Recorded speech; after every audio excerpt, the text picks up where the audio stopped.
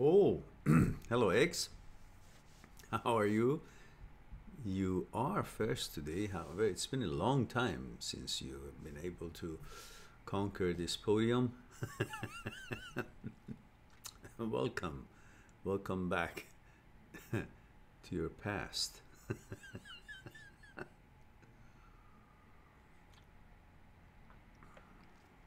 But perhaps you are first because there's no one else here. Everybody's sleeping. Is that the only time that you can win? Hmm? Yes, you're back in the game and there's no one playing. You can see usually within the few seconds, everybody's here. Today is about 2 minutes gone and nobody's here. So that means that win doesn't mean much. We have Mark here. Hello, Mark. Mark, you in UK are you, or are you in States?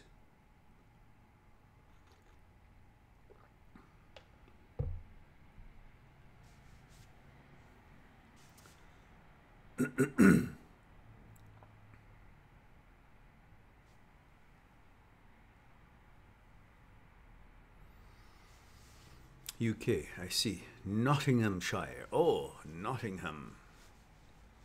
Nottingham Forest. So, Robin Hood is your neighbor. I think. X says, I sneaked out of the dorm and locked the door on them. That's why I'm first. Oh, I see. Okay. Majid. Hello, Majijan. How are you?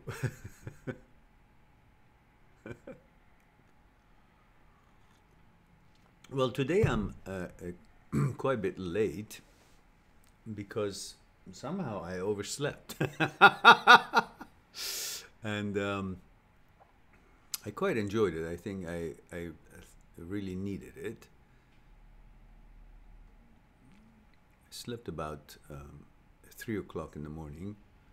Usually I answer emails and sometimes I have Skype appointments that is with places like Australia and Hong Kong, and time difference, so it keeps me up a bit longer. Then I woke up at 10:30 and I said, oh, okay, time to get up.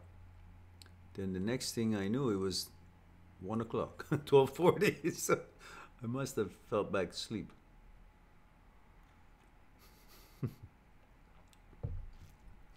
Majid says, male London 5'8" Pisces, half Shirazi, half Tehrani. That means one half of you is just sleeping all the time. The Shirazi half, right? Brown, brown eyes. I think you made you've taken this channel with a dating site mistake.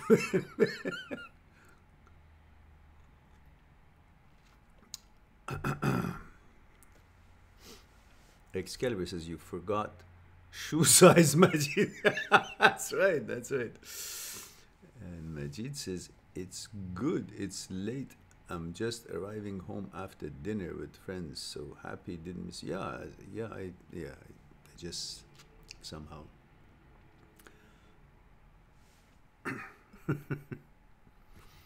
But looks like this time, of course, is not the right time for Europe because it is what, 10, 11 o'clock at night there, which is not bad for, a Saturday evening.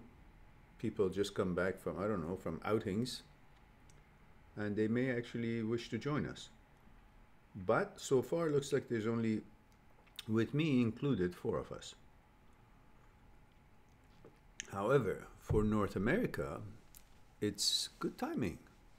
It's 5 o'clock in eastern part and only just about 3 o'clock here in West Coast. And of course late for India. It's about past midnight. They're all sleeping. So maybe someday we'll have a few different live talks for different time zones.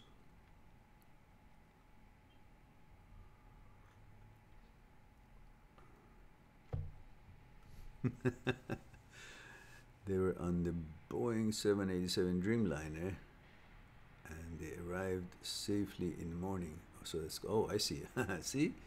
There you go. Wafa Wafa says, hello. Hi, I didn't understand what you're talking about. Yes, because you came in halfway the discussion. So it's like entering in the movie halfway and say, I didn't understand the movie. Well, come in early. But the discussion was only a chit chat, no particular discussion on the topics. It's just greetings. And Jay Sned, obviously he's been here before because he's he's aware of the protocol, and he quickly says, hey, 26 from Nagoya, Japan. Nagoya, is it supposed to be Nagoya? J. Sned.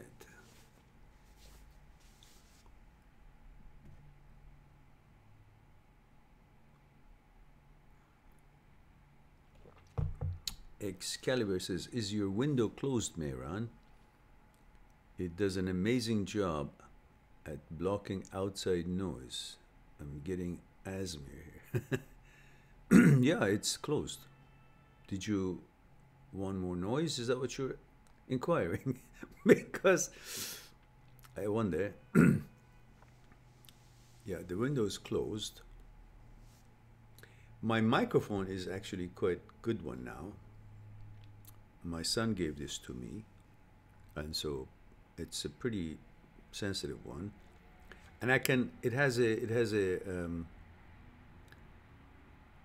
gain thingy that I can maybe have it focus on my voice or on background noises, or cut the background noise. So it's pretty good actually. Excalibur says, no, it's my bedtime routine, and this is perfect.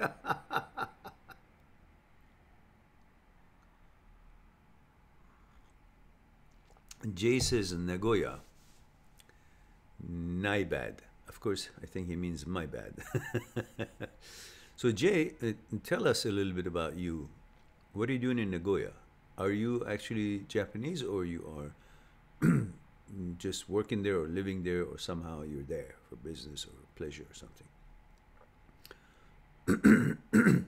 Excuse me. Mark says, what is your opinion on debt and people borrowing money or using credit cards? Mark, 35 UK. Well, it's a deep well that you must do whatever you can not to fall into it. It's another form of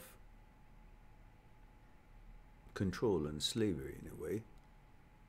We all use credit cards, but if you use them, pay them off at the end of the month. Don't let them linger. Always bring it to zero balance every month. If it turns out to be more than zero balance, that means you can't afford to spend what you have spent. Don't do it. Simple. But giving into the desire of feeling good about yourself by purchasing, shopping, it's simply escape. Not going to deal with whatever it is that makes you go and buy that thing, other than if you really, really need it. And if you really, really need it, you should budget to buy it with your own money, not the money that you do not have. It's just a habit of not spending the money that you don't have. When you get used to it, you won't see it, because you don't see the cash coming out of your pocket and giving it away. It's just a credit card, and in your mind, it doesn't take so much space. You just buy it, you feel good about it, and then you go home and you say, shit, what is it that I bought? Now I have to pay for it, and I don't have the money at the end of the month. While you can make payments, well, it's payments, I can afford the payments. But really, the shirt that you bought, you thought it's $50, you end up paying, $200 for it, because by the time you pay it off, all the interest and all that. And if the storekeeper would have told you this shirt is $200, you say, what the heck? No, I don't want it. but actually you're buying it for that price because it's 50 bucks. Oh, good price. But that's not what you're paying. You're using credit card, which means you're actually paying that 200 bucks, which you would have run out of the door of the store if the store clerk would have said, yes, sir, this is a shirt, 200 bucks. So I only use my credit card for where I can't, it's not safe to take lots of cash, and it's not good to take cash. And when I can pay it off at the end of the month, just quickly, just zero balance. So for convenience, not to borrow. You'll always find yourself rich if you actually spend within your budget. If you don't go over the money that you make, you always feel good. But if you go over it, allowing your desire for feeling good about yourself to be, fulfilled by shopping or doing things, well, then you'll always be on the hook for using the credit card, because that's where the money is, and you want to feel good. You want to buy this, you want to have this, and you can't control that. So you'll use it, and in fact, you think you're using it, but the credit card is using you because you have to pay it back. You don't have it, then it affects you in everywhere. So, short of the long is no. Just use it for convenience and pay it off every month.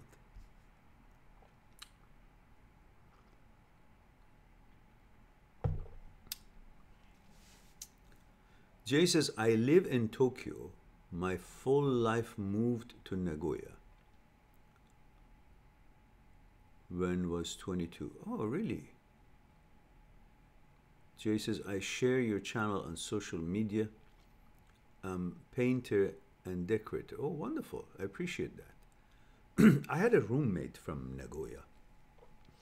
When I was in Seattle University, studying English at the time, I had just, it was preparation to go to my college. And so I was assigned a room that was part of the Seattle University campus, but it was the ELS at the time. It was the English Second Language School. And so I went to my room, and it was nice, clean room. I was happy to it. And then just a day later, a young boy, I think I said, well, he's probably what, 16, 17 years old, something. And I was, I think, just 18. Came to the room as my roommate, and he was Japanese. So a few days later, when we were more acquainted and we could carry a conversation, I found out that he was 23 years old, and we laughed about it because I thought he was just a younger boy than I was. So it was good. It was good culture exchange, and and he was from Nagoya. I remember.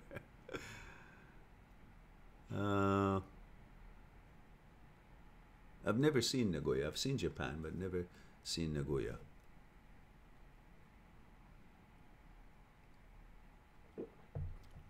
Excalibur said, yesterday you said something about snakes and Arizona, and I immediately changed the country's name to the United States, to United Snakes of America.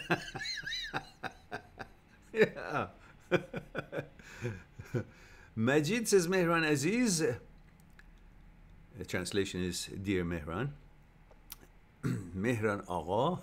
That translation is, Mr. Mehran. Gule Bozorg. Well, I just said the word that just means, it's compliment of being a good person. Vadel Pak, and clear-hearted. I have a question. Oh my goodness, after all that introduction, the question is, of course, welcome. So let's see what Majid's question is. Majid says, can you give quick tips for how to get back to recovery? I'll explain. I feel good and focused on life, But sometimes I get down because I find it hard to struggle with the truth of my current circumstances. Well, what is the truth of your current circumstances? Because as you know, I really don't have anything quick, because the whole purpose of this channel is about introducing you guys to you guys. In other words, introducing yourselves to yourselves. In other words, I'm trying and hopeful to introduce you to your owner's manual, meaning how you tick, how you function, based on understanding your consciousness. What is the role of thoughts in how you feel, how you perceive world, how you put together, what is your conditioning all about, what does that mean, what makes you to be you, what helps you to be you and helps you to identify with the challenges that you face, which are all in your mind, helping you to see yourself from inward, from inside, rather than through the eyes of the spectators from outside and trying to please them, hoping that you will become the mechanic of your own engine, knowing how your brain and movement of mind works, what influences it, and what are the things you can do and to be aware of in order to fine-tune yourself and become your own master, rather than the fragments of your consciousness playing with your emotions, changing your thoughts, making you think that you are incapable of being in control and balance in life. So, and none of that is really quick. But when you understand all that, everything will be quick as the result of understanding these things about yourself. Because then the process that it takes, the time that it takes for your material process in your mind, all the neurons to configure and process your thinking, will be quick. That is the quickness that you're looking for. But that comes from that understanding of what I've been trying to deliver through the channel, through the playlist called the Psyche, which you can all check, and through the books, especially Me, My Psyche, and I. So for that, please do, guys, go to my site, mindthatseekstruth.com, click on the books, and pick up the book in the form of ebook, which is very, very nominal, and have that on your library and read it once in a while whenever you have a tea, you have a cup of tea, and want to relax. So having said that, let's see what Majid really is talking about, if he's giving me any more information for me to be able to address what he wants to know. Majid says, focusing on what I don't have but happened to me, feeling anxious, etc. And he says, so basically, is there a trigger I can put into place to drag myself out of that hole if I start going down the hole of the negativity?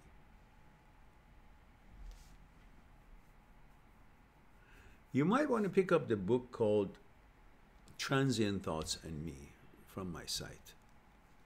It's very nominal, but it has a lot to do with negative thoughts and describes it. And also, negative thoughts also discussed in Me, My Psyche, and I. But I'm trying to focus on the core of your problem here.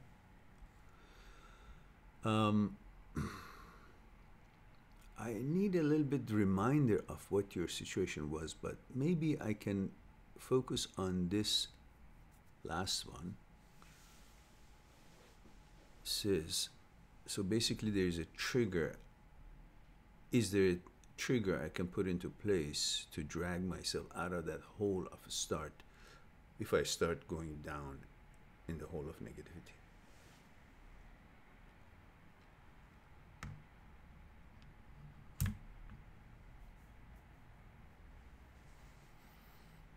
You know, you have to focus on the fact that we human beings always lack psychological security. We're pursuing that elusive psychological security, and we tend to think we will have that when everything is going okay. And in order to have everything going okay, we play a game of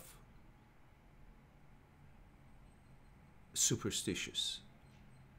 In other words, we do anything we got to do, or we think we should do, in order to avoid anything bad happen to us. Because one of the jobs of our mind is to look for trouble in order to alarm us and give us heads up, so we will be aware of what might be happening, possibilities, negative possibilities, to be aware and prepared to handle it, to save ourselves. That's the job of the mind, to look for troubles. So, and since we're constantly looking for psychological security and safe things, safety, security, naturally the opposite of it becomes a focal point. Because if you want to be secure, you got to know what dangers are around. So you'll be naturally focused on dangers, which is totally opposite of what you really wanted to achieve. You wanted to achieve security, you wanted to achieve psychological security, everything security, but instead of finding yourself in that state, you will be fully focused and your mind will be active and alerted, fictitiously in most cases, looking for negativity, conjuring up negativity. Because you were focused to create security, your mind goes into overdrive, and now it's becoming more sensitive to the point that sometimes it leads you into paranoia, because you're now totally trying to make things safe. So your mind goes overdrive into checking everything for possibility of unsafe, danger. So you heightened your senses to look for a problem in order to achieve lack of problem, security, which by itself is a challenge, because you put yourself in a position of worry unnecessarily because there's nothing there. So there's a propensity, gravitation towards that kind of a thing, thinking that you're actually addressing a problem, thinking that you're actually taking these steps and entertaining these thoughts because you're about to create a safe circumstance for you, and you think it's necessary. So you entertain the negative thoughts. And you think the more negative thoughts you think about, the less chances that there will be insecurity and happenings of those negative thoughts, because you have thought it all, you have seen it all, you're aware of it. You think if you're aware of it, by conjuring them up, by imagining it, then that awareness stops them from happening. So therefore you entertain it, you welcome it. You go into the rabbit hole as deep as it goes, to the point that you will see its infinite possibilities of negative shit happening. And you want to go to the end of it, and thought wants to replace actuality. So you think by going through that rabbit hole, all possibility of negativities, and finding to the end of it where you cannot conjure up anything more negative, that's when actually your mind will stop being active. Which all you have to do from the beginning, say, this is bullshit, I'm not going to go in the rabbit hole. I'm just going to focus on that beautiful tree and ocean and tranquility and solace. I'm going to have my tea. I'm going to think about something wonderful. That too, which not that too, that actually brings you that comfort by focusing on the reality and actuality of life in front of you, instead of going to an imaginary world, creating all these negativities, trying to deal with them, figuring out how to avoid them, and then thinking that that process would bring you comfort and relaxation and security that you're seeking. But instead, all you can do is just be aware of all the good things that is happening in your life. Focus on feeding yourself with the energy that you get from all the good things that are happening in your life. The little tea that you're sitting and having. Because all the negativities in the world and the mind's power is infinite. It can conjure up and imagine all kinds of shit that you will never ending. So what good does that do? Because you're embarking onto something that is never ending. The negative thoughts can constantly be there and enlarge on it, and enhance on it, and expand on it. And it will be there and there, and then you think by finishing it, then you will arrive to a natural relaxation and security. No, the natural security is to be with the actuality of life. Every moment that everything good is a possibility and is actually actuality, not even possibility. Be with the moment.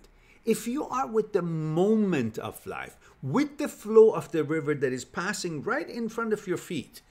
You know, remember we talked about life is a flow, life is a river.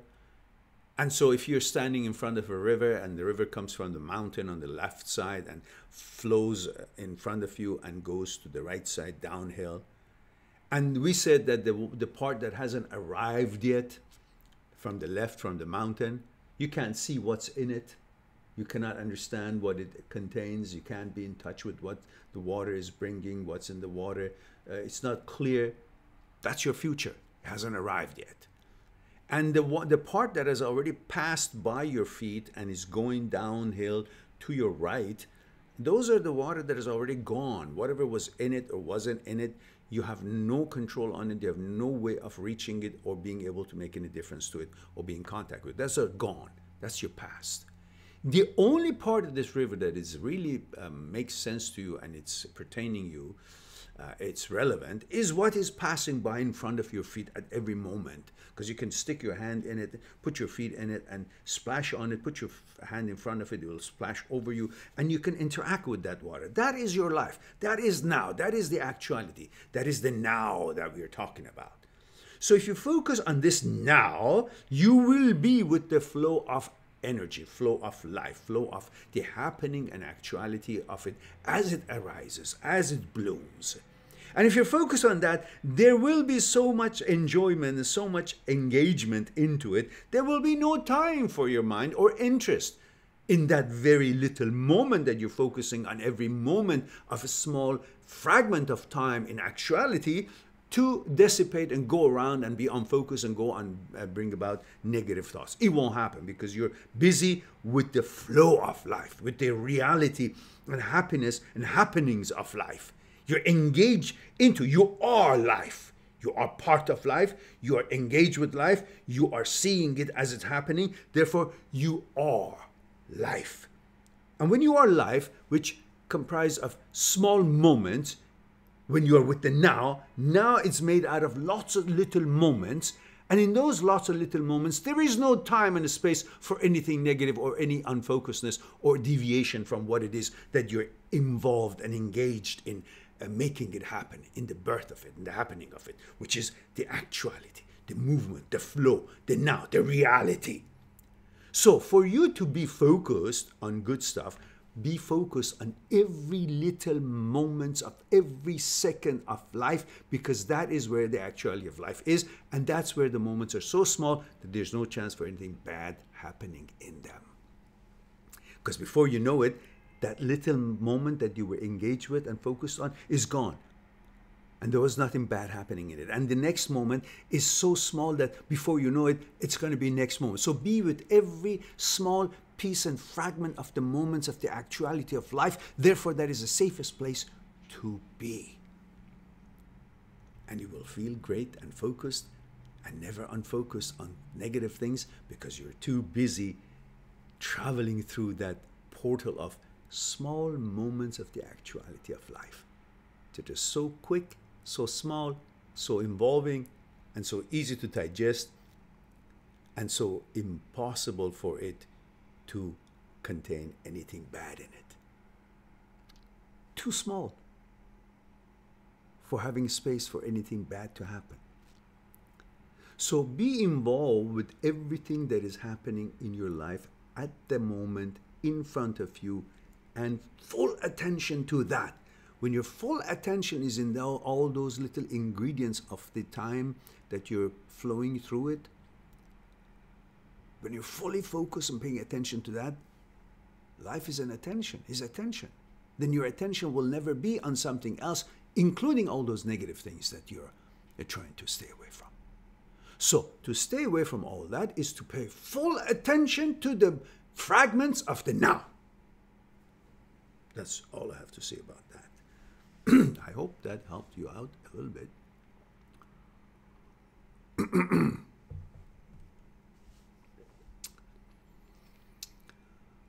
All right.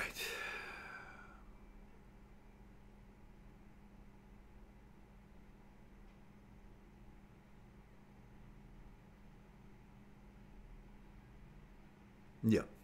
Majid, that's exactly what it means. Just put all those away. Do not focus on what has been done and past. Focus on building your life and the now and the stuff that you need to do to make the now more enjoyable. So if your job, you lost your job and your ex left you, okay, these are things happens in this journey of life. You can't get on the boat, on your ship and travel in the ocean and expect that all through your journey from here to wherever it is that you're going, it's all going to be smooth sailing. There will be whirlpools, there will be ups and downs, tsunamis and storms and smooth sailing and calm waters and angry waters and all kind of shit. But how is it going to be if you just came out of a storm while you're navigating your ship and it's not calm, and instead of focusing on calmness and putting sails up towards the wind or whatever, however you have to do in order to increase your speed and enjoyment and do the fishing and prepare for the things that you need and prepare to be stronger for the possible next storm and all that, focusing on those that path that you're on now, on the smooth condition of the weather and water, instead of focusing on that, how would it help you if you're, while doing that, you keep thinking about the storm that just passed? You'll be confused and you won't be able to have the right direction in that soft, calm water and environment, and you won't even enjoy it because you're thinking of the past, and the past are really not there, but it's residuals keeping you from actually focusing on being involved with the wonderful weather and the condition of the ocean that you're sailing in. So focus on your now. Don't worry about what happened. What happened does not necessarily define you. It's just an experience that helps you to be stronger, to move on and negotiate life a little bit better. So let's move on to something else before we get too deep in that, and then it will be a one-on-one discussion instead of a okay. Mackenzie Flanny says, hello, my name is Mackenzie. I'm from Michigan. Oh, okay. Don't drink the water. That's all I've been hearing. I hope things are better in that neck of the wood with the problems that you guys had a couple of years ago. I hear still is a problem. So I hope that you are taking good care of yourself. And it says, and I am a female college student. Do you have any advice for developing a relationship with someone who is going through anxiety and depression? Ouch.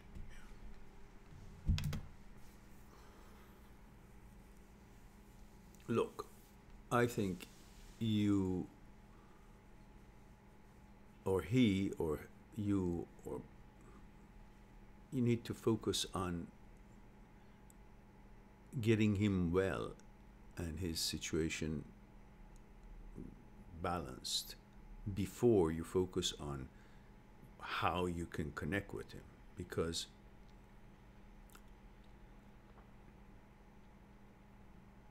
before you can connect with him, the conditions to bring the opportunity to connect should be prepared first. So I suggest encourage him to see his doctor, maybe do a blood test and see if there is any chemical imbalance. Maybe there is some need for some medication to create, you know, sometimes there's a lithium or some other kind of natural chemical that the body secretes in itself is missing, and the doctors, through their tests, figure out what kind of a salt, is it lithium, or what kind of a medicine they should prescribe. And then that helps him or her with the to bring balance to his life. Then the relationship would have a better chance. Otherwise, if someone has got depression or anxieties, you're not a doctor to try to help by just a relationship, offering him a relationship. He needs to take care of himself by knowing what is it that is challenging him, and that can be done from doctors' research and exams and so on and so forth. Because once that is done, then your job of being in relationship with him would be much easier. It's not like you have to be or behave in a certain different way, because he's already came back to his balance, and then it'll be easier interaction. So that is my advice.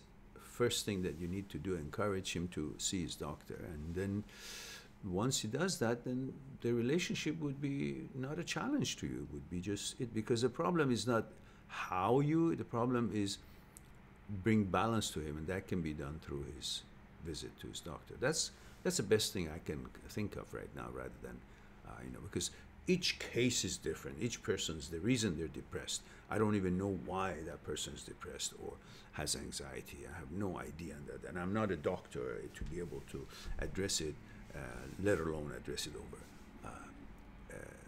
a live talk. Okay. So I hope that would be putting you in the right direction. Bring balance to him first, the relationship will fall into place by itself.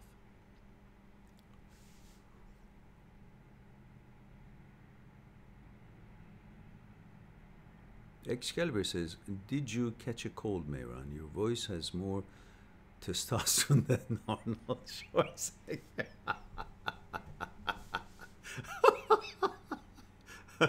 Well, I told you I overslept, so it's not like I woke up 3 hours ago. So perhaps it's still affecting my voice.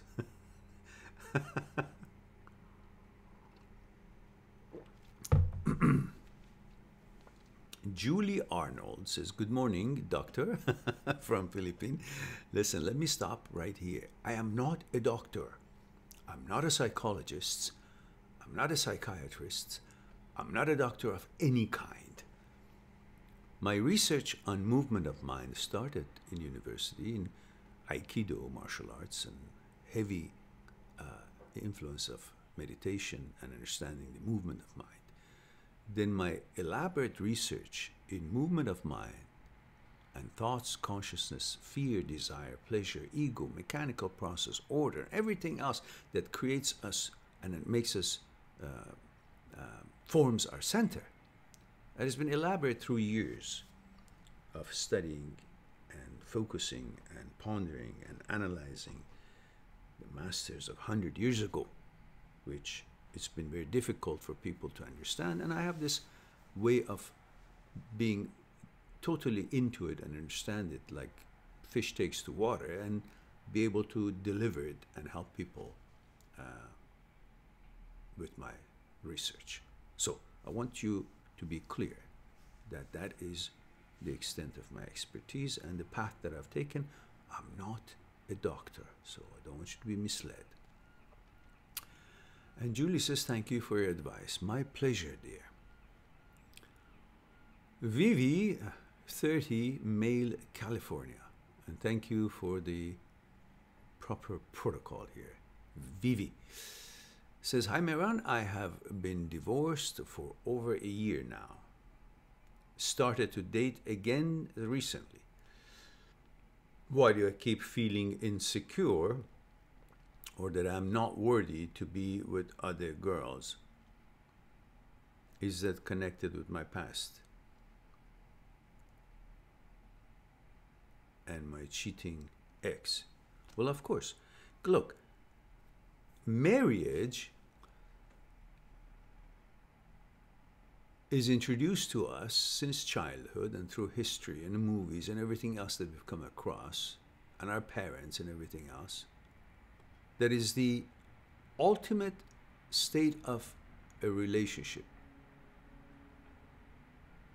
And if you happen to get married, which you did, and then experience some major difficulties with a cheating wife or breakup or some kind of a breakup in that marriage, you naturally think that I went to the last labyrinth and then the dragon took me and I lost the game.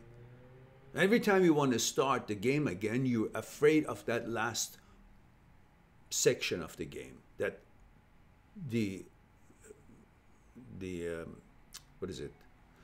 The beast or whatever is that the last labyrinth will catch you again. So you have that apprehension to play all through, and you all through the labyrinth say, why am I doing this? Because at the end he's going to eat me or he's going to kill me, or it's because you haven't been able to see that good ending of that particular last labyrinth of the game. Same thing here. You have gone through all the steps of a relationship and you got to the marriage point and you've located the right match that you thought it was, and you got that stage, and then it failed. Like the dragon came and ate the whole relationship. Now, whatever that dragon is, we don't want to discuss that now. The cheating wife, the problems, the differences, the visions, and all that. Anyhow, it broke. So now you're apprehensive through that. You think that you have failed in the whole concept of relationship because you went to the end of it, which was marriage, and it didn't work. So you think every relationship, when it gets to that final stage, there has a very good chance not to work. And that is stopping you from actually putting your best foot forward and enjoying every moment of it when you go on a date. Because you constantly think, well, this is going to end up to that. So what's the point of me actually going through it? The hell with it. No, stop. Why? Because the ingredients are changed. It's not like a game where all the algorithms, all the configuration is the same every time, and the element of mistakes and so on. But in the dating game is that every person is a different, brings with her different equations. It's not always going to be the same necessarily. It may or may not, but not necessarily will be. So you should go into it with a clear mind that this is a new game, not the same game that you're replaying it, a new game with different sets of rules. Because she's a different person than your ex was. Your interaction with her would be based on the vibes you get from her, the consciousness that she has. That consciousness is her programming. And we know that every person has a different consciousness, no matter if they've been raised in a house side by side, in the same neighborhood. So with that knowing, that's a positive point. That just because she is a girl, and you were married to a girl, and then it didn't work, doesn't mean that this one, being a girl, that means it's going to end up in. No, it's a girl. Looks like, same gender as the other one, but it's got totally different programming in her. Her consciousness is different. That's the good point that you should focus on. To bring yourself the idea and the awareness that she is not her, and therefore this game will not necessarily end up the same way. Why? Because the program, algorithm, and rules of this game, according to her programming, which is her consciousness, is different, and we all know that all consciousnesses are different. Because of this difference, it's rather unlikely that it definitely necessarily will turn out to have the same outcome. On that note, relax. And don't judge that this will be just like it was because I have gone out with, I have gone on dates before and therefore this is another date. No, it's another date, but it's a different person. Different consciousness. And that's what you're really building a relationship with. Not with just the fact that she's a female. You're making a relationship with the consciousness of this female. If you think just that she is only what she looks, then you think all females are the same. But it's not. Because every female looks like a female, but who she is different than who the other female was because of who we are is our consciousness. And consciousness of each human being and with your ex and this new girl are different. Therefore, treat it as something new, wonderful, different, with no chance of being exactly like the other one. And you stop thinking that you weren't worthy or anything like that, because that's the experience you had having gone to the end of the game of dating, which was marriage, and didn't work. But not every marriage ends up the same. Every date ends up the same. Why? Because we just talked about it is the concept, it is the consciousness that you were married to, and that consciousness is no longer here. You're now having a discussion and a date with a different woman, who has a different consciousness. That is a good news for you to ensure you that you can enjoy and see how it goes. Julie says, I have been depressed before. I have watched some of your videos and it really helped me. Before I got suicidal thoughts, but now I'm okay. I'm seeing a psychiatrist at the moment. Oh, and the meds is really helping me. Thank you. Oh, beautiful. I'm so delighted.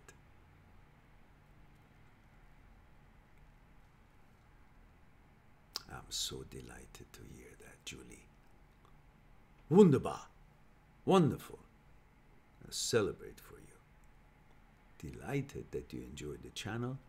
Delighted that you are under the care of your psychiatrist. Delighted that the meds are working for you. And I'm thoroughly happy for you. Good for you. Keep it up. Enjoy your life. Life is simple. Okay. Now,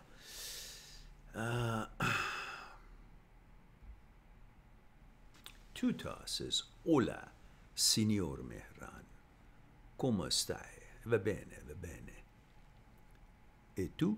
I think I said it right. I hope I didn't butcher it.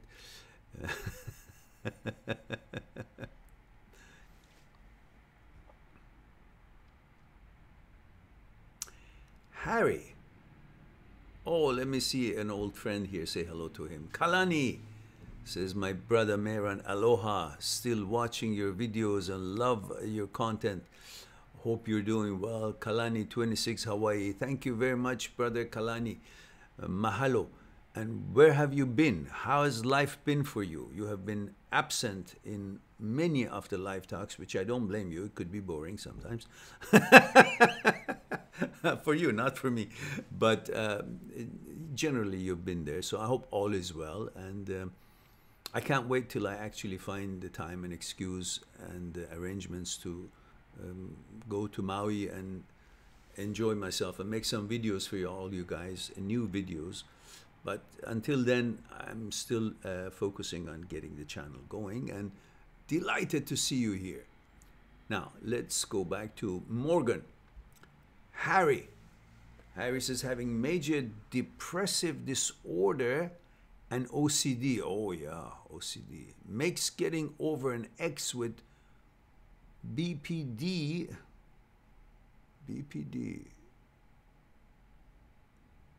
I gotta remember what that was.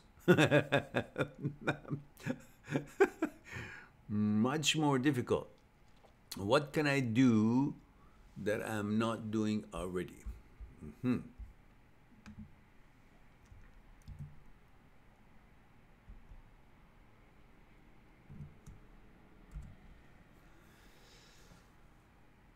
Oh, borderline personality disorder. Okay, now I know that one. Okay.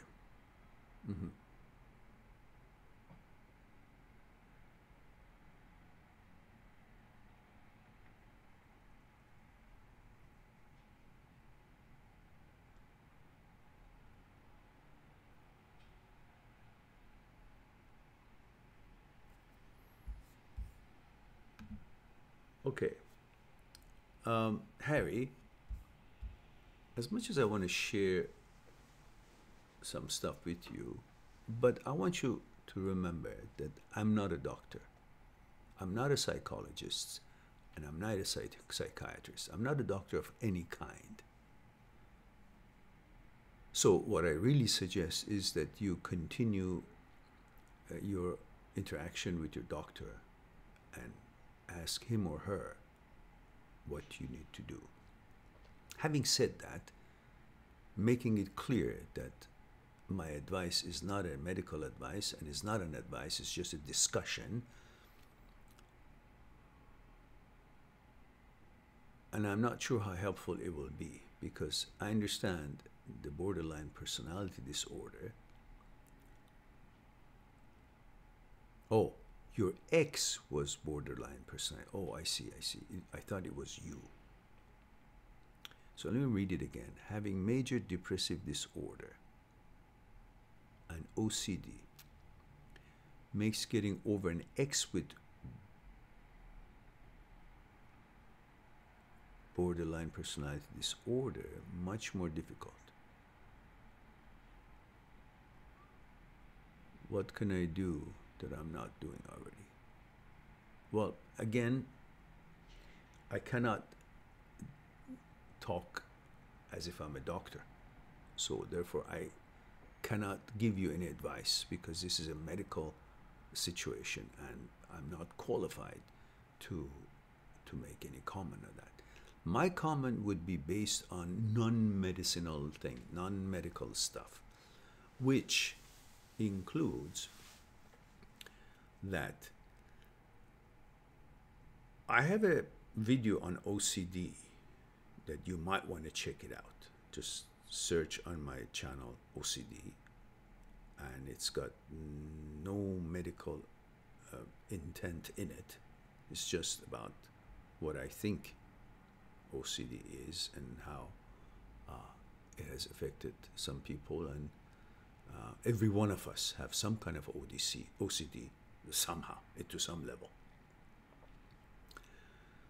But I don't know enough detail about you and the extent of what you do to have a discussion with you.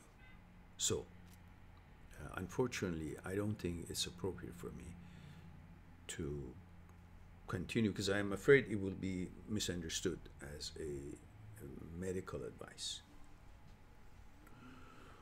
But generally speaking about OCD, it is something that you try to negotiate with your mind in seeking psychological security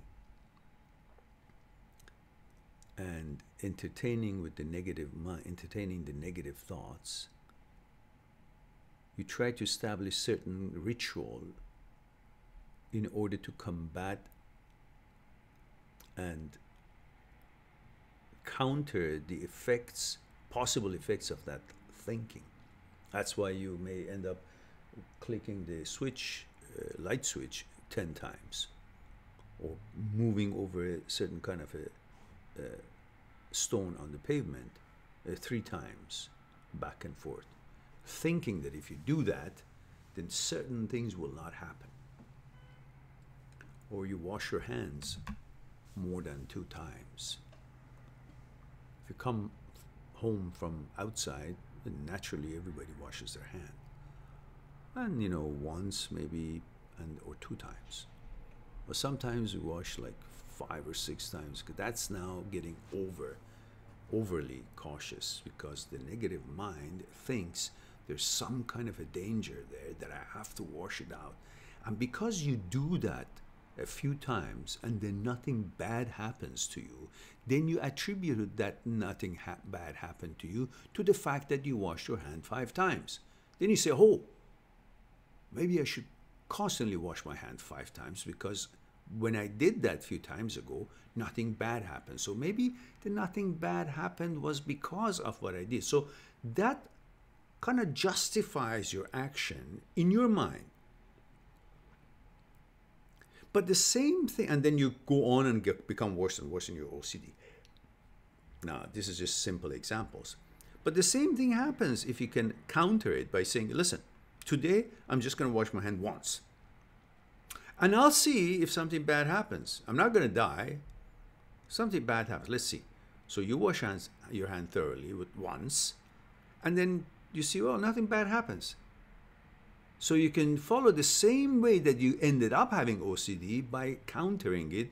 Instead of doing, let's say, 10 times the light switch going off and on to feel like, okay, now I'm safe because I did 10 times and nothing bad's going to happen to my parents or my children or my work or, you know, that thing. And these are the things that you want to create, that psychological security, and your mind is playing a game, bringing all the negative possibilities, and you want to counter it. And you think, now, if I do this, it's like dealing with the negative mind. You're, you know, buying opportunity from it by adhering to these thoughts of, if I do it 10 times, well, everything will be safe. Now you can counter it by next time not doing 8 times, do 8 times instead of 10 times. You will see nothing happen either. And 2-3 days you do it 8 times, nothing happens. Then the next day you do 5 times. And you see, oh, I did turn the light switch on 5 times, nothing happens. Then you do it 3 times. Next day, they say, oh, still nothing happens. Then you do 2 times. Oh, nothing bad happens today either. And I did 2 times. I didn't do 10 times. I did 2 times. Then you do once. And you're back on track. See, hey, looks like all that time was bullshit. It was my mind playing tricks. Same thing with the hand. I wash it once. Nothing happened. So there's no necessity to wash it 10 times. Or I went over this, you know, pavement, you know, tile 5 times. This time I just do once, just to see. Because if OCD was correct in these things, then we could have just sat down and did, you know, touch our hand to the wall 5 times and hope that there'll be $1 million in our bank. Because we do think about the negative part. If I don't do it, I get in an accident or I lose some money. So why don't you do it the other way? Say, look, if I then do it 10 times, maybe I'll have $1 million in the bank. And you will see it won't happen. If this kind doesn't happen, then the bad kinds will not happen even. In other words, they have no relevance. And that is a short way of saying how to handle this kind of behavior. And perhaps that would be some starting point to understand. Anyhow, I have a video on OCD, and perhaps you want to check it out. Otherwise, it will become quite a long story here.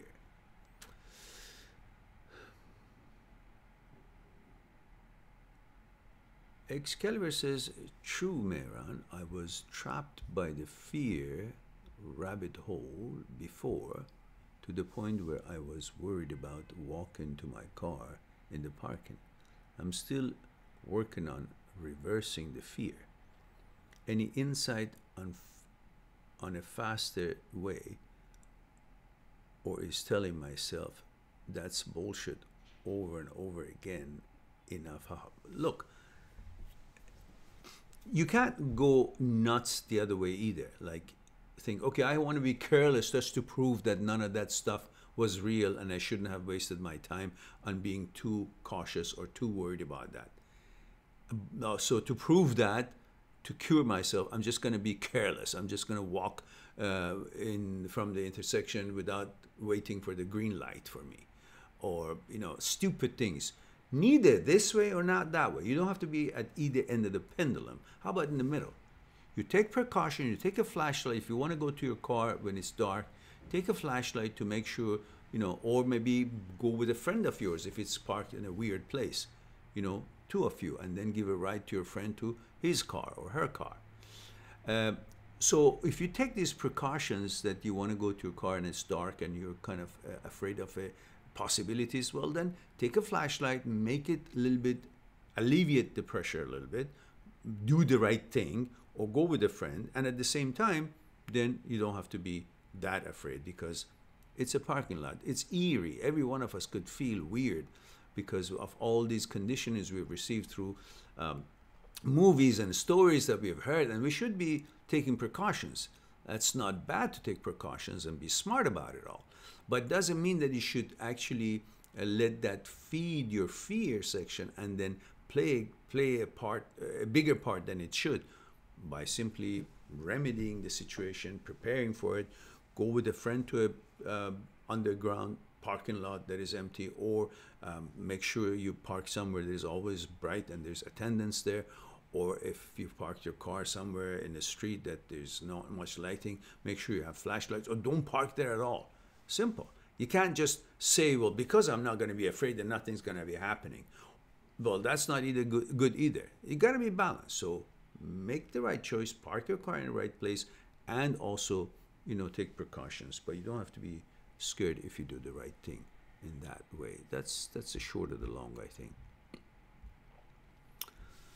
And Excalibur says, I always want to tell you this and I always forget.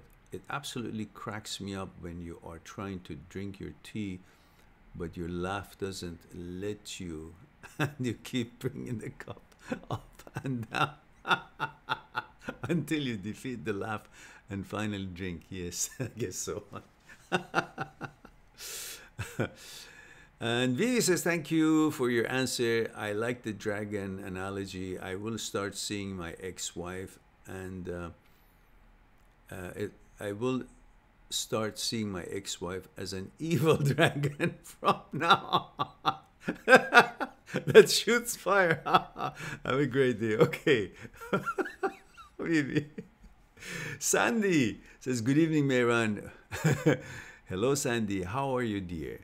Would you please explain how to let go of regrets and decisions made in the past?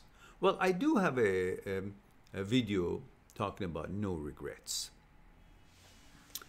That video actually is maybe just a couple of minutes, and it's posted on my Facebook page, the Mind That Seeks Truth author Facebook page.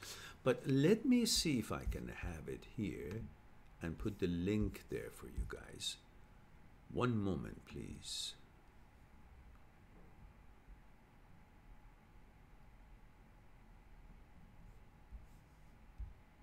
Maybe 2 moments because it's dragging.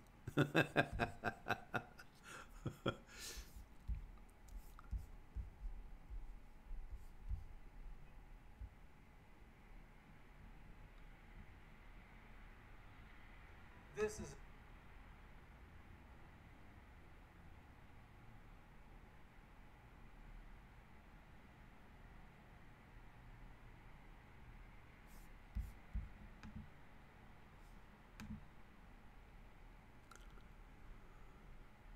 okay, so now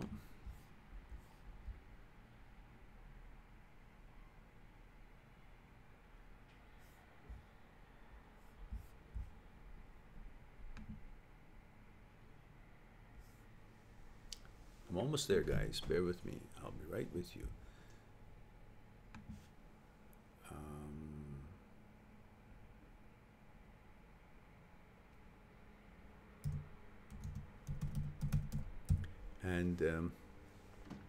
Sandy, in the meantime, while I'm looking for this, yesterday I was thinking about you because, believe it or not, I haven't gone to the office yet. And I said, I should go. And yesterday was my plan to go. But then yesterday I had a longer live talk. By the time I finished, it was already after 4. It was like 4:45, and our office closes at 5. So I still haven't had the chance to enjoy that wonderful gesture you have sent me, and I will figure it out, and I'll look forward to going and if you need more pick it up. leads for your business, but you're sick of chasing people around or sick of sending cold messages out on social media, I have a free web class coming up today and tomorrow that shows you how to attract a minimum of 100 leads online in the next 30 days. What is going on? These guys don't even stop when you... Okay, now, there it is. I found it.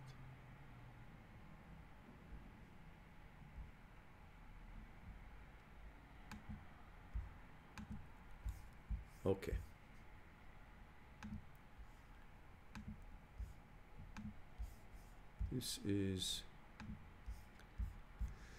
This is the link, Sandy, and I think that would be something that would be helpful. Now, in the meantime, What is regret? Regret is, one description of it would be when you think you haven't handled something the way you would have handled it now, you regret. Or something that you've done and you wouldn't have done it now. If it was you now, with what you know now, you wouldn't have done it. So you always regret about something that you've done. Isn't that true? You never regret about something you didn't do. Because not having done something that you wish you would have done is also having done something. So on that basis, what I'm trying to say is that you always regret about a decision that you did make or you didn't make. A possibility. So that means you're judging yourself in the past with the values and advancements and the experience that you have now, which is the future of your past. That's not logical. Because when you made that decision, whatever it was, or you didn't make that decision, whatever it was, you were a different person with different equipment, with different understanding, with different experiences, different resonating on a different frequency based on your experiences in life. When you were facing with that decision, whatever it was, you were at a different time, a different person with different understanding of how things were. You made that decision based on the information that was available to you at that version of yours. Now, which we all believe our consciousness is constantly under modification and influences of things happening in the world, and that's what makes us to be dynamically changing. That's why conflicts and divisions happen between people, because they're constantly changing. So therefore, we're always changing. So knowing that, we know that now what we are is a changed version of what we were when we were facing that decision, when we were making that decision. So, when we were making that decision, we were an entity with different kind of characteristics and resonations and information. Now you're judging that character when you are definitely a modified version of that, what it was, because your consciousness always is modifying. But you expect you then would have known about what you do know now, which takes the whole concept of future and now and the past out of the window. And if that is true, then there's no time. If there's no time, there's no thinking. There's no thinking, there's no life. Then how could that any of these happen at all? So what I'm trying to tell you is that you cannot judge what you did in the past based on the information you had in your consciousness at the time you were making that decision, based on what you are and how you are and the information is available to you now. It's just unfair. It's not possible. It's just like saying, I would like to make the decision now about something. I would like to make a decision that I would be making a year from now. How do you know what decision you would be making a year from now based on what you have become a year from now?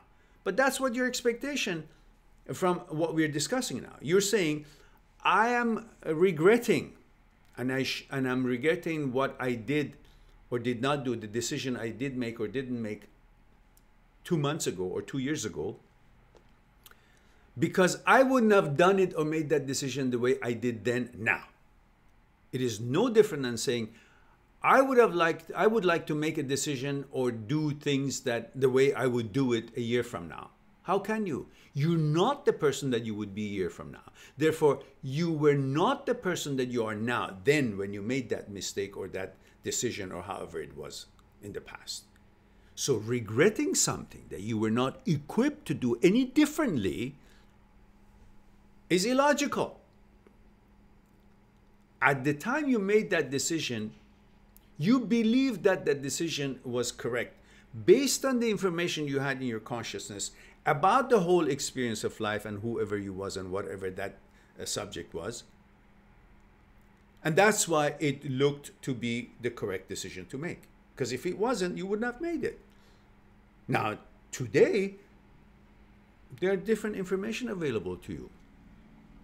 How could you expect to be a constant entity in an ever-evolving world, ever-moving universe, and then regretting why I didn't make the right decision, the decision I would make today about that thing in the past, then when I made it? Because you're evolving with the universe, so therefore your level of experience and information has changed from then to now. So the vision that you have, the angle that you're looking at things now is based on new abilities that you have gained since then. But you expect to have had all these abilities that you have today, even then, which is illogical. That again means that you wish to have been living in a constant state in an evolving world, which means you would have known everything you know now and everything you would know in the future then, in the past. Then what's the use of living? What's the use of the concept of time? On that note, there should be no regret, because at the time that you made a decision or did something was based on the information that was available to you and the development that you received on your conscious level at the time. And now it's a different time. With it comes different experiences and different evolvements and development. Therefore, your expectation of making a decision now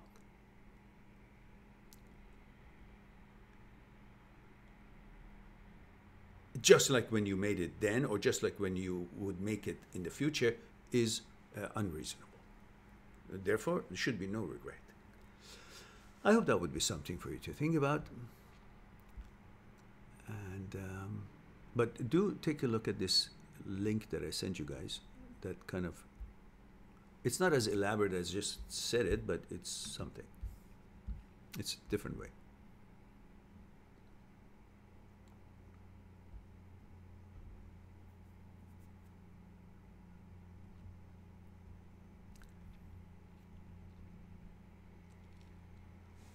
David Tran says, hey there, I am new here, welcome. I just wondering, why does a breakup hurt? Okay, you're new here, David. There is a protocol here. A protocol says, please tell me how old you are, where you're tuning in from, if you're a man or woman.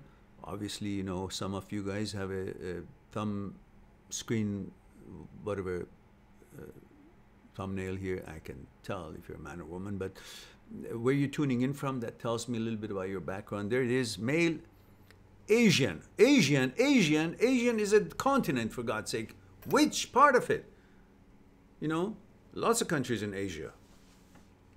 So, come on now. Sprach, there we go. David says, I'm 31, from Vietnam, from New York. That's all right, David. So let's get back to his question. So he says, I'm new here. I was just wondering, why does a breakup hurt even after 2 years? Because that's his job. It's about emotions. Emotions comes from your thoughts. Your thoughts are lodged into your memory. The memory keeps all that. And most of the stuff that it keeps from a relationship are the goody lovey-dovey stuff, because your whole center of life is based on pleasure. And you will remember the pleasurable things. And in that relationship, there were lots of pleasurable things happening. Lovey-dovey, kissy, holding hands and hugging and making love and intimacy and all the other things that you gave each other and made each other feel the way you interacted and treated each other. There were good stuff in there. Well, obviously, eventually divisions and conflicts made it to break up. That's fine. But before that, there were lots of good stuff always there. And the mind, which, you know, the way you feel is about your thoughts, and your thoughts are all lodged in your memory, and the memory has lots of good scenarios and good lovey-dovey stuff, and then you prefer to find order, which from order your mind seeks security. Look, the mind is looking for security, and it finds its security through order. The order is created through certain kind of mechanical processes. And these mechanical processes are the things that you do, such as you go to a coffee shop with her, you went to a cinema, you had plans to go on a vacation, or every day you do certain things. You get up, you have your tea or your coffee, you go to have breakfast, and you make each other things, you lovey-dovey, kiss each other, say goodbye, have a nice day, you go to your work, and then you go to gym, and all these mechanical processes creates an order. And because there were two of you, this order was made by the two of you. And this order was the reason that your mind had found security, because that mind is looking for security in order. So you had an order. When it broke up, the order broke up. And you couldn't bring that order back because it took two of you to do all those mechanical processes or those things that created the order. And now that you're alone, it takes a while for you to create that same order. So your mind doesn't have the security that it did benefit from the order that you two had created. But it still wants that order. But it doesn't have it because you haven't created that order yet, or you haven't come to terms with creating a new order with someone new or with yourself, with your own single lifestyle. So what it does, your mind goes into your memory, tries to find the fond memories, the good stuff, the lovey-dovey stuff, where he feels secure and cozy and fuzzy, and then finds the order that you have the memory of it. It doesn't exist now, but you do have the memory of that order through the files that is stored in your memory. Through those memories, you're thinking about your ex, your mind is seeking and searching and finding order, which brings him security. The reason that you think about that girl is not because that girl was so great and you can't get over it. Because your mind needs order, needs security, and finds security through the order. And the order has not been established. Therefore, he finds it, it finds it through your memories with your ex, because there was an order there. Now, I rest my case. And you guys go and find out and see which other channel gives you all these insights, which is really deep and really true, in my opinion. Now, that's the time to plug the channel. Make sure you guys share the videos you like on your social media. Help people to know the support exists. And promote us if you know someone in your universities, your job, if they do, they're editors of a paper, or they have a radio station or a TV station. Let them know about what we do here. Perhaps they want to make a little short news about us, our channel, and help us to become more visible everywhere. And then people will find us on YouTube easier. I'd appreciate it, guys. Now, Excalibur says, great answer, Mehran. Middle of the pendulum is where the money is. That's right.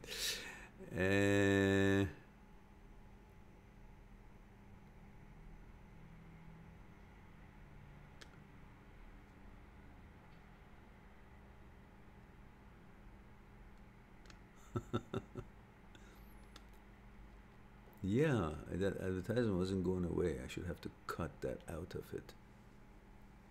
Now, Sandy says, thank you, Mehran. You're welcome, Sandy. David says, hey there, I had another question. Does an ex forget about you after years apart? Oh, what do you care? You shouldn't even ask that question, because you shouldn't even give a shit. What do you care if the ex remembers or not? Who the heck is ex that your life is dangling on her, remembering you now? Is your identity into her memory? If that's the case, you will be like a dog following her all over the world, hoping that they will shed and some of it would touches you too. So you'll say, I'm still in connection, in contact with her. Leave that, move on, be independent. That was a relationship and it didn't work out, and you have now the whole world in front of you with all possibilities of wonderful other girls that you can get to know and befriend and find things in common. So don't even ask that question, because you shouldn't even give a shit. Who cares if she remembers or not? Who is she? There we go.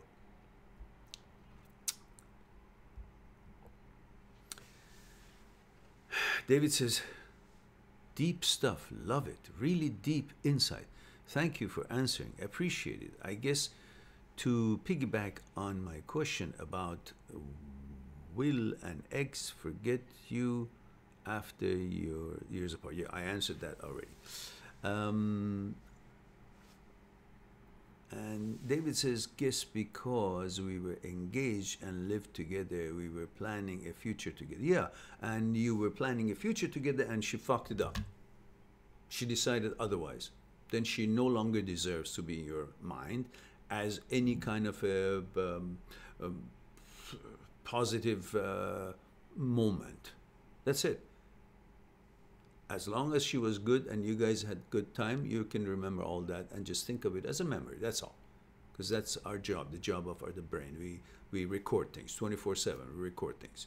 But doesn't mean just because you record and you have it in your mind, that means it has certain kind of value, or you should give it certain kind of echelon of importance, that you should be loyal to it and constantly think about it and then think it's a sin if I don't think about it and don't respect it and all that nonsense. It's a memory. It's a filing cabinet. That's it. You can go to it whenever you want and say, oh, yeah, that was nice. La, la, la, la. Okay, now let's go on to the life. Because it's all, as nice as it could seem or sound like when you think of it, it's all dead. Non-existence. Doesn't even exist. Don't waste your time too much. You want to enjoy it a little bit, a cup of tea, okay, fine. That's it. Don't dream about it, because also remember all the things that went back and all the things that she did that wasn't good and she broke up and all that. So where does that put her? Into nonsense. So don't respect her that much in your mind. Just wish her well and let her go, and you wish yourself well and respect yourself and move on. Find better partners that can stick to the plan. Let's see.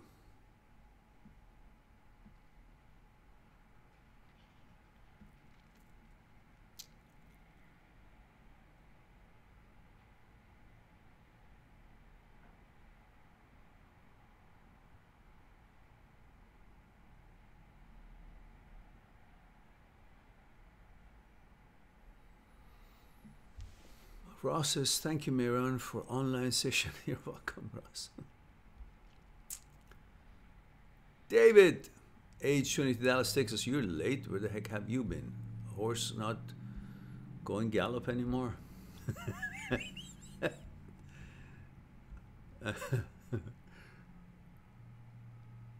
Excalibur says, I made a bet with myself.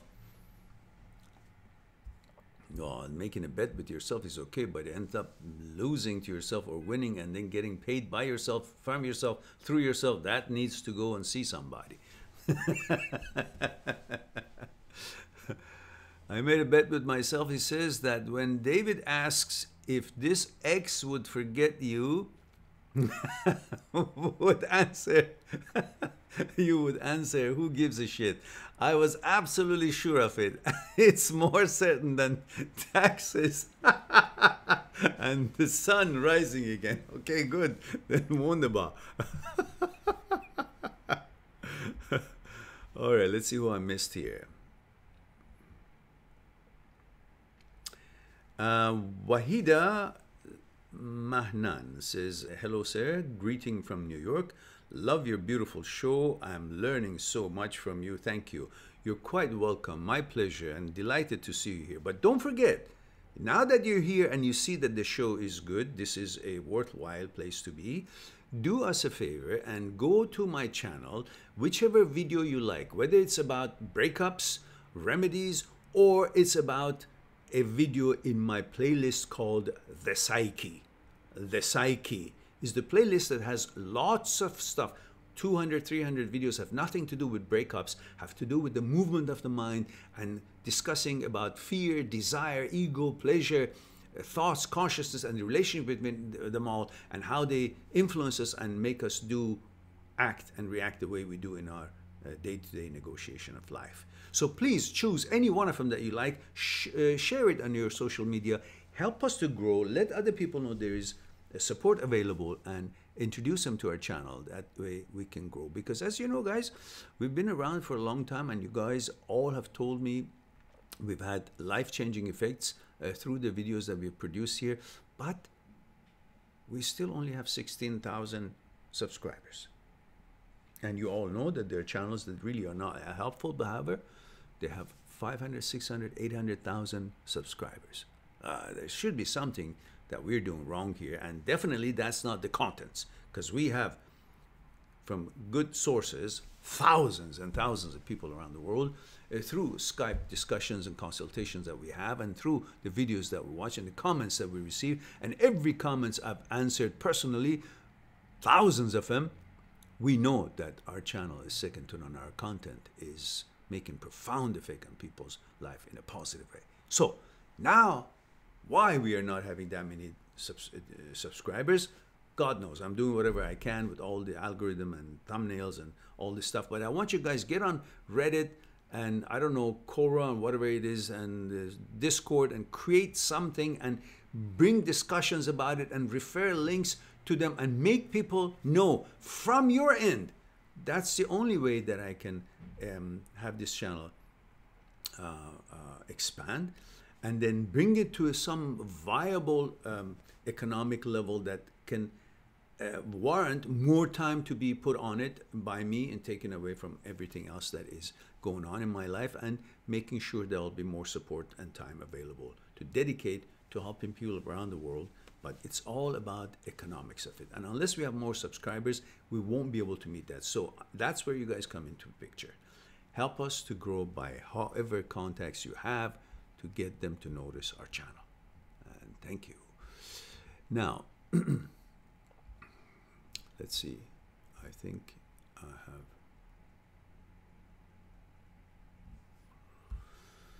So here we have.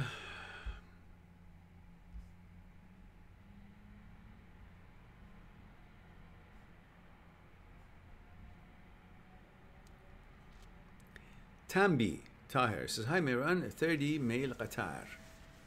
Ahlan wa sahlan. That's my extension of what I learned in school. 3 months of no contact after I broke up with my ex-fiancée. Her mother and relatives were trying to convince me to return her back and that she still loves me. Tambi says, so I tried and got rejected, and it made her feel superior. And I was devastated more than the breakup. You fell into that trap, did you? You fell into that trap, did you? I mean, you. Why did you do that? I don't remember what the story was, but I don't remember who broke up with you. Did she break up or you broke up? But from what you just said up there, it looks like that you broke up with her, and then they convinced you to go back and accept her again, and then she broke up with you. I mean, this is just a comedy by itself. I hope you're laughing with me, because I'm not laughing at you. I'm laughing with you, of course. And he says, I lost my self-esteem and left and felt terrible. I still haunts me. No. Look at it as a game. You know, it's like a trick shot. In pool or in soccer, you know, you just came to get the ball and they taunted you that here it is, here it is. You went to get it and they pulled it away and passed it to someone else. That's it. That's it. It has no other value whatsoever. What it does, though, smartens you up to make sure that the decisions you make would be well thought through.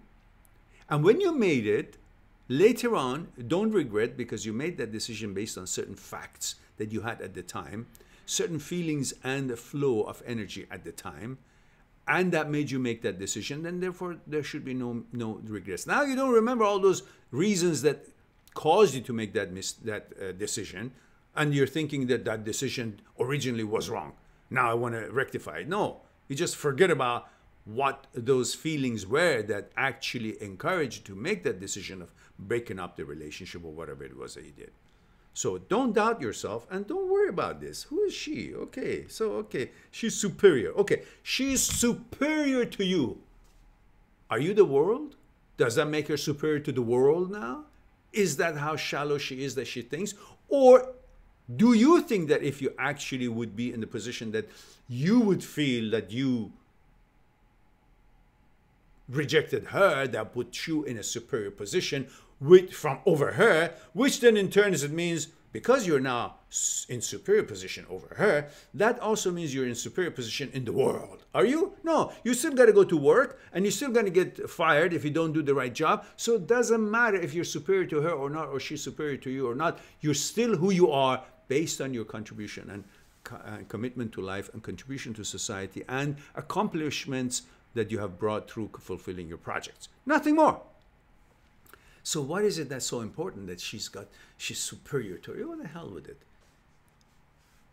The key is she doesn't have you. Doesn't matter how superior she feels. Ultimately, bottom line is that you actually have won because you have you. She doesn't have you. Go on and offer it to someone else who is more suitable and a better candidate and qualified to be with you. That's it. The rest of it is nonsense, Tambi. Don't fall into that nonsense. A few people think that, oh, she rejected him, so now they feel all that nonsense is just the control that we are conditioned to think that other people's opinion and outlook on us has over us. None of them have. Just piss on all that thinking and move on your life. You are free, and none of those kind of values or thinking, opinions can affect your worth and value and thinking about yourself. Okay, now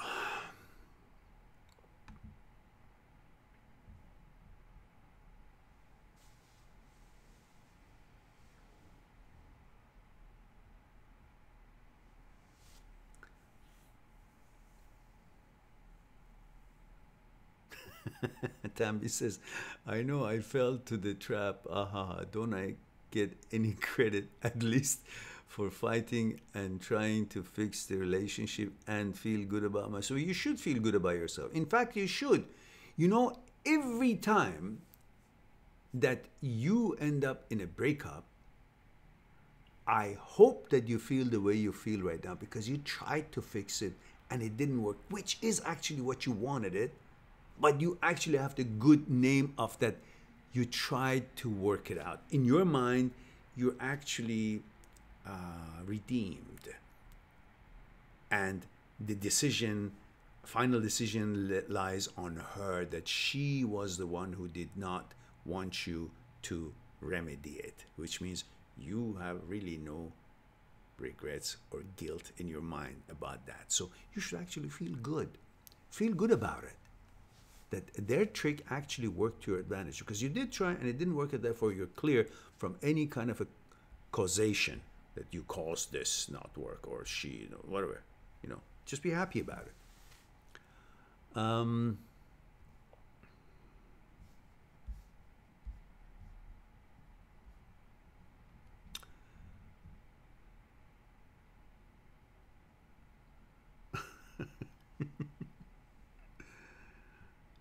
Okay, guys, it looks like that we have hit all the questions, and therefore that's my cue.